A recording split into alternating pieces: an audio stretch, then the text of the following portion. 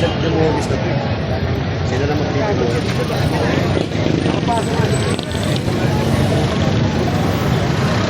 Saan sir yung demolish ito? Good. Papasok hanggang ilog yan. Hanggang sa kabilang ilog. Ang isa niyo. Dati na nagtibayan. Nabalik yan. Yun pala yung lahat ng mga nakikita yung nakahilera dito sa daanan. Yan yung mga gigibain. Sabi na no relocation, no demolish. Okay, nangingi lang sila ng relocation nila. Wala kasi silang mga relocation, no? Kaya Mga bahay pala yung gigibayan. oo, lahat na nakahilera niyan. Mga bahay pala? Oo. Hindi pa barangay hall? Kasama yung barangay yun. Tama? Oo. Yan pala may relocation. Oo.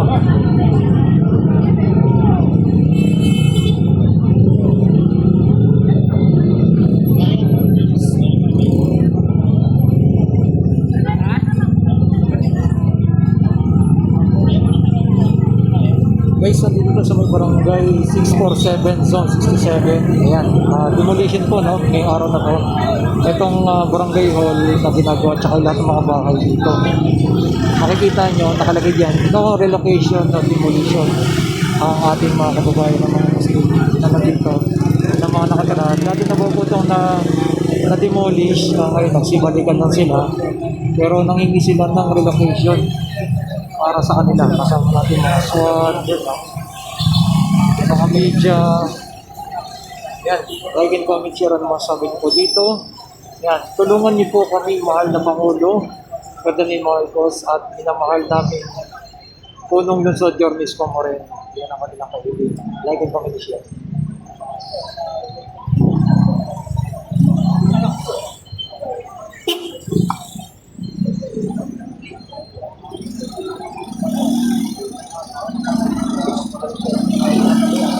Yan, medyo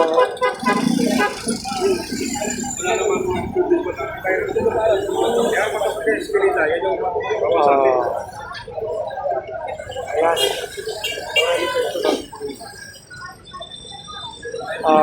Buong hilera bro, hanggang ilog pala. Dire-diretso hanggang ilog. Ilog ba yung kanyang gigibayin? Ito, may kalsada pala dyan. Parang ano na, parang naging compound na pala. Compound na, oo. Ano mo bang may harap namin sa mga hindi kami, mabigyan man lang kami kahit kunting kuha na may harap sa mga tao namin. Kaya ngayon, talaga ngayon, nilalapit talaga. Ano po pangalan niya? Japar Bullet. Sa mga bahay.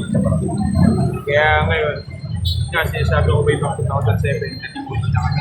Pinangakuha kami ng relocation. Hanggang ngayon, wala pa din naman, di pa itatayo. Eh anong, saan titira yung mga tao namin? Kaya ngayon, kung masisira ulit, paano saan po sila uuwi, saan po sila magtulog? Kaya ngayon talagang inalaman po namin ito. Sana, madilig po nila, humingi namin nila. No relocation o demolition. Lahat naman po wala kami magagawa kung yun naman talaga yung batas. Pero ang inihingi po namin, yung kampalit sa mga nasirang bahay. Ulan. Gawa nilang po kayo nakatira sa ilang pamilya po yung nakatira. May sa, okay lang naman.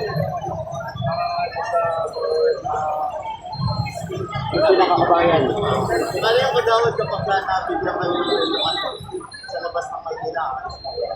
Hindi, alam mo naman, ito ang capital city ng bansa. Dito yung kabuhay, dito nagtatrabaho. Lilipat pa ba sa ibang lugar? Paano yung mga trabaho nila? Paano na yung mga anak nila nag-aaral sa Luzon? So magsisimula ulit sila, di ba? Kung sana mabigyan kami dito sa around area na to ng mga pabahay nila, mas maganda.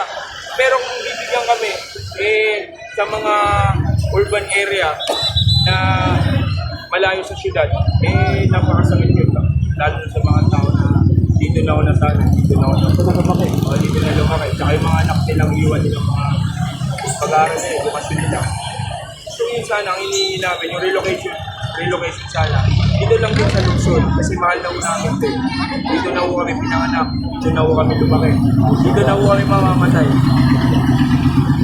Dito lang, hindi mo naman posible ng sukat na kasi Opo, sana po, wala namang problema. Makuha sa maganda po ano. Diplomate. Sana maganda ko yung kakasunduan. Di po, agad. Salamat po. Maraming salamat.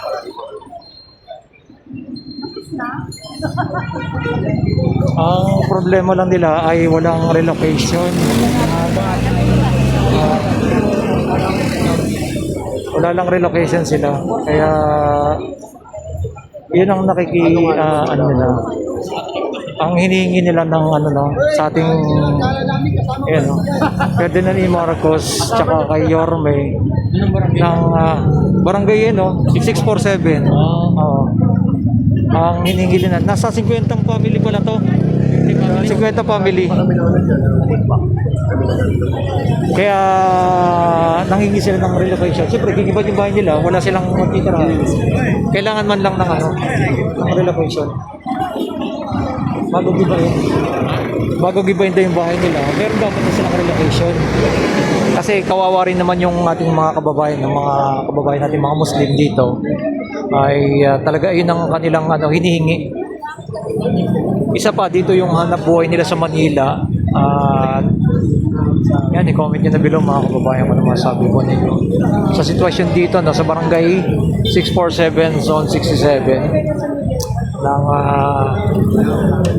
no relocation, no demolition ng kanilang panawagan para sa ating mga kababayan natin.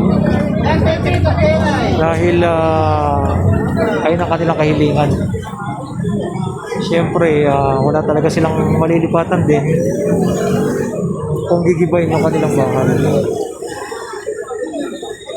Kaya, eto, dami to, no?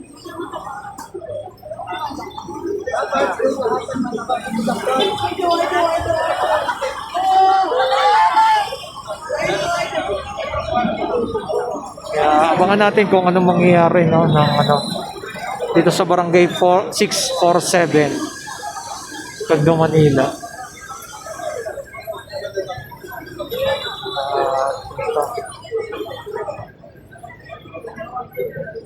Ito ang ating sitwasyon natin dito.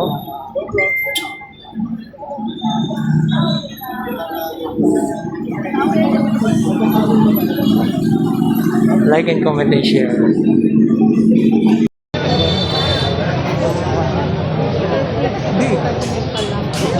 Hindi kita kasi ano Pero pwede yan. ha?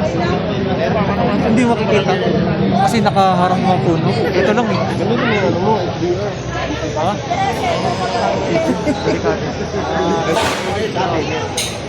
At least itong maliit lang nitong gigibain lang. Pero the rest hindi naman. Itong barangay hall lang. O kasi nasa 50 family to. Kaya ano. Ayon dun sa nakausap natin kay Kuya kanina, no? At yan ang ano balita natin.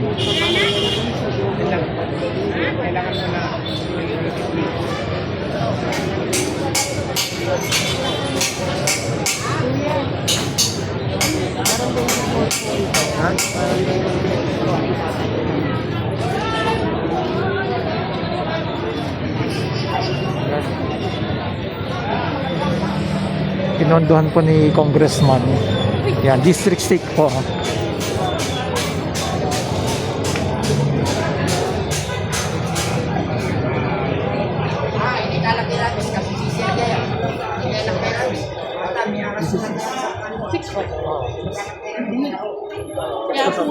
Sabi ni Kuya.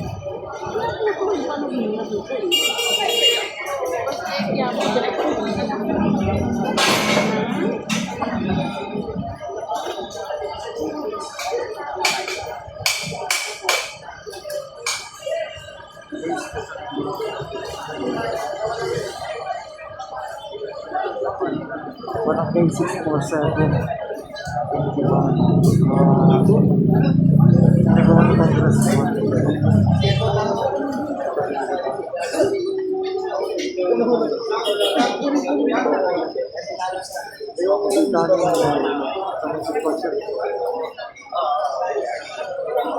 Wala hindi ba na dito itong barangay yun lang dito. Para makita. sa mga project ng congressman dito sa Manila. Barangay 647. So, 6 to 7, like in comment. Nasa kalsada.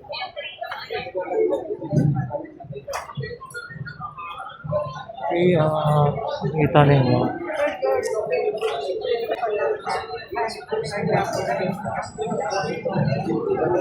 Okay, bali dito po kasi nasa 50 family. 50 family ang nandito. Kaya, syempre, na nagkasundo na, nag-ayos na. Kaya,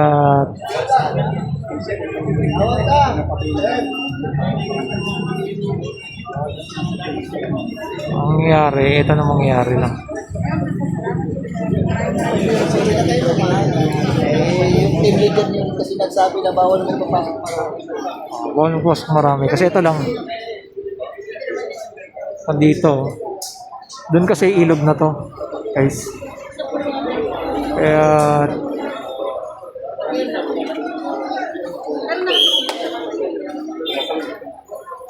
Eh. 647. So, 6.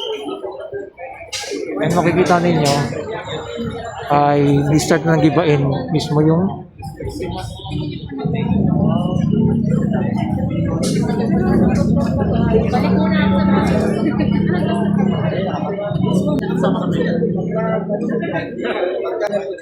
Dito daan mo, hanggang dito sa oh boy na. okay na pa si pagkasunod Ilog na rin pala yung banda dito, sir. Ay, maraming ba nakatara na rin? ay hindi naman po ma'am kunti lang Ayan, ginigiba na mismo yung pinagawang barangay. Isimula ng gibain. Okay, yan ang ating pinaka-latest update natin. Araw na to. Ginigiba na. Barangay ulo. Oh, barangay hall lang. Barangay ulo pala, hindi pala. Oh, ito. Ito bagong barangay hall na dinonate ni Congressman para sa kanila.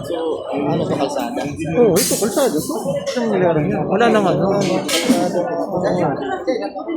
Kaya...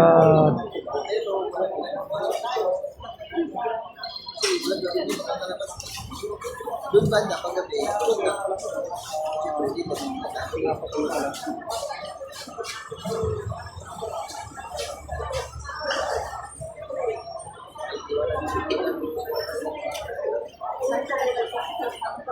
kasi sa looban kasi sa pang walang ibang mga iba na kasi puro kilala ito na ito dito ka na naman kilala Oh, isang community na kayo dito, sir, no? Isang community na. opo Na magkaka. tsaka halos simula dito hanggang dun sa dulo kilala na Oh, opo opo magkakilala na sila dito lahat. Kaya isang lugar lang talaga. ay hindi dito sir walang dito yun hindi ko lang maka-ayos-ayos kailan kayo ba yung panggawain na pero yung ano niya yung bawal yung maliit pang ganun sa dito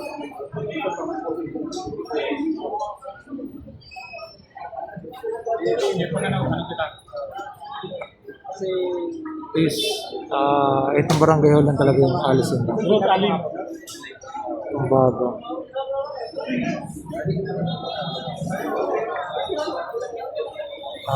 Gigibain dito. Ayan, like and comment and share kung ano sabi ko ninyo dito sa barangay hall na gigibain na, no?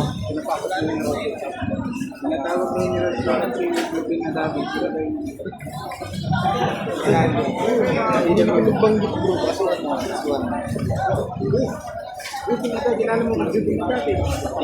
Alin?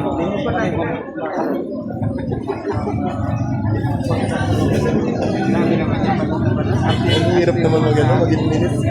Okay, at ito na, no? Ito na yung pinaka-ano natin. Oh, mineral sukat na dyan. Ay, Kaya nga. di ba ano kayo niyan? Kaya nga, Di ba tawagin natin. pamangkin ka niya? Tawagin natin mineral sukat. Di ba pamangkin ka niya? Hindi. Ay, ano ba? Wala, yan. Ano lang natin yan. Ay, Tawagan natin. Ano nangyayari sa mga? Ha? Ginigiba na mismo yung barangay. Ang pinagawa niya yung congressman.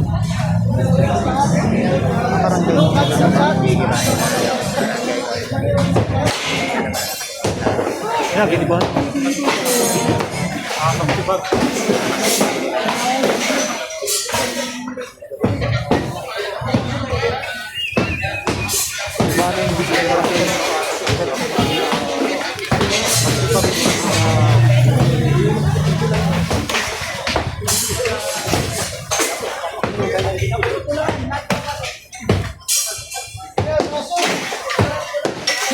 hanggang dyan na kayo. Bawal doon. Masyado nakakagulo pag marami masyado marami sa loob.